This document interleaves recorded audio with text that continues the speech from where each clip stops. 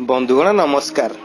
हिंदू धर्म रे बुधवार दिन संबंध गुरु बुध सहित विघ्नहर्ता प्रभु गणपति सहित मध्य रही थाए। मान्यता अनुसार प्रभु विघ्नहर्ता सच्चे मन से आराधना करने द्वारा मनुष्यर समस्त कष्ट दूर हो जाए एवं जीवन रे शांति सुख और समृद्धि आसी जाए। तेणु बंधुगण आज आम आपण को किसी एमती उपाय विषय कहवाक जाऊँ जहां आपण भाग्य निश्चिंत भाव में बदलाई दे पारिबे।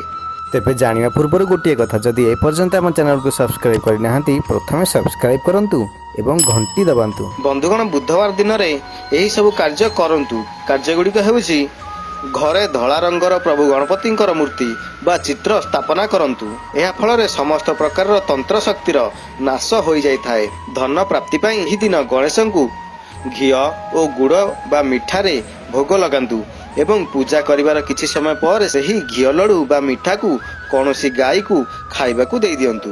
यह द्वारा धन संपत्ति बा टंका पैसा संबंधित समस्त असुविधा दूर हो जाए। जदि परिवार रे कलिकजिया बा मनमालिन्य भली अवस्था रही तेबे एही बुधवार दिन प्रभु गणेश को 21 गोटी दुब पूजा करंतु, जहा द्वारा घरर समस्त कलह दूर हो जाए और समस्ते खुशी रे बासवासा करिथांती।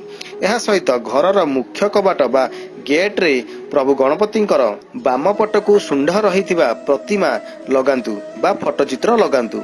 यह द्वारा घरे सुख शांति समृद्धि लगी रही थाए एवं कौनसी नकारात्मक शक्ति घर को प्रवेश करि न थाए।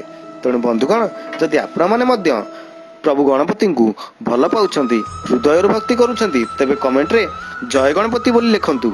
आउ जदि वीडियोटी भल लगी तो ताले लाइक करंतु, सांग मानक सहित व्हाट्सएप फेसबुक रे निश्चित भाव में शेयर कर दियंतु। आउ हां सब्सक्राइब करिया को जमार भूलंतु नहीं, कारण एही भली अनेक वीडियो आमे आगु को नै आसुछु। धन्यवाद। जय जगन्नाथ।